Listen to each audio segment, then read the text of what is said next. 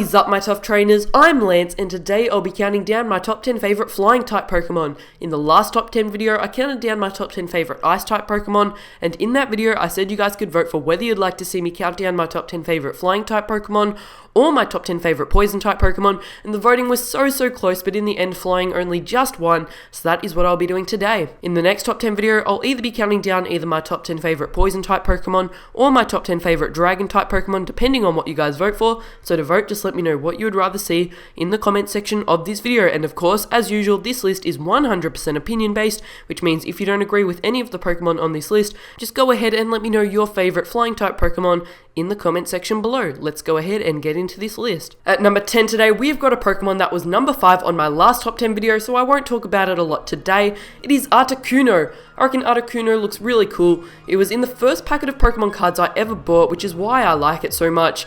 And out of all of the legendary birds from Generation 1, Articuno is my favorite.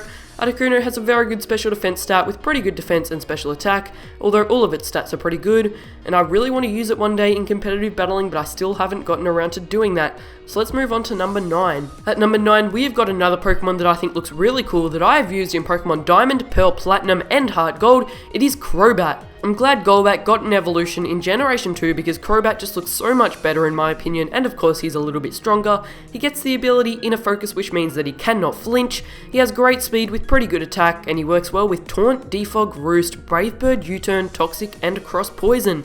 So let's move on to number 8. At number 8, we've got a Pokemon that was number 7 on my top 10 favorite bug type Pokemon, so I won't spend ages talking about it, but it is Vespiqueen. I've used Vespiqueen in Pokemon Diamond, Pearl, and in competitive battling just recently, and I reckon Vespiqueen is a great Pokemon that looks really cool. It has great defense and special defense, and it actually did some great things when I used it in competitive battling. I was using it with Attack Order, Defend Order, Heal Order, and Air Slash, although it also works well with Power Gem. So if you haven't, you should seriously try it out because Vespiqueen is a pretty cool Pokemon. So let's move on to number 7. At number 7, we've got a Pokemon that I've never used in-game or in competitive battling that is just here because of how cool I think it is. This is one of my favorite designs when it comes to flying type Pokemon, and it is Braveiary. I'm sure Braveiary would be good if I did use it in competitive battling because it gets the abilities Sheer Force and Defiant, which are both great, and this guy has a great attack stat with pretty good speed and decent defense and special defense, and it can be used with Bulk Up, Roost, Substitute, Brave Bird, Return Superpower, and U-Turn. Those are some moves that I've heard work well on him, so I'll definitely give it a try one day, and that is just really why Braveiary is at number 7, just because of his good looks. So let's move on. At number 6, we've got a Pokemon that was number 5 on my top 10 favorite Steel-type Pokemon. It is Skarmory. I've used Skarmory a lot in competitive battling. I reckon it has a really cool design, and I like how it gets the ability Sturdy, which means it cannot be taken out by one hit when it's on full health, so that really helps it out and means that it can work really well with moves such as Spikes, Roost, Steel Throck, Whirlwind, and Brave Bird. And this guy also has great defense, which is really cool. So that is why Skarmory is at number 6. At number 5, we've got Staraptor, who I've used a lot in Pokemon Diamond, Pearl, and Platinum. I reckon it's so cool how you can get Starly so early on in the game, and he just becomes such a great Pokemon, and he's always good to have. I think, like a lot of the other Pokemon on this list, Staraptor looks really cool, and it's really good how he has a great attack stat with pretty good speed.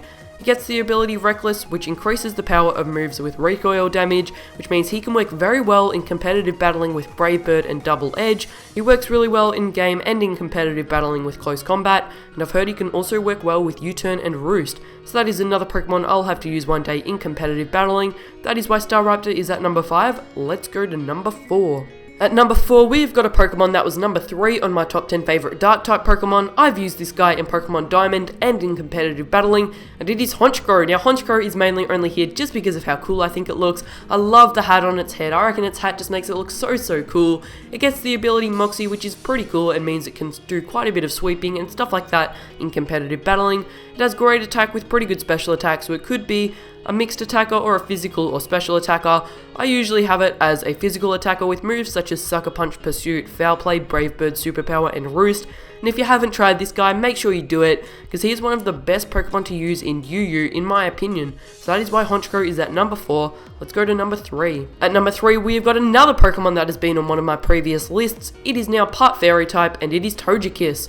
I have used Togekiss in Pokemon Platinum and in competitive battling. One of the best things about this guy is that he gets the ability Serene Grace, which means if an attack has a secondary effect that has like a small chance of happening, its chances of happening will actually be twice as high, which means that he works really well with Air Slash, because I'm pretty sure it is like a 60% chance you will flinch the target if you go for Air Slash.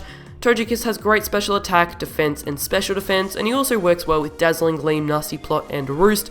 If you haven't tried him in competitive battling, you really should, because he's another one of those Pokemon that is really, really cool. I'm pretty sure Togekiss is now in OU. I've been using him quite a bit. He's been doing some great stuff, and on top of that, he also looks pretty cool. So let's move on to number 2. At number 2, we've got a new Pokemon from Generation 6 that I know many people dislike, that I really like a lot, and it is Talonflame.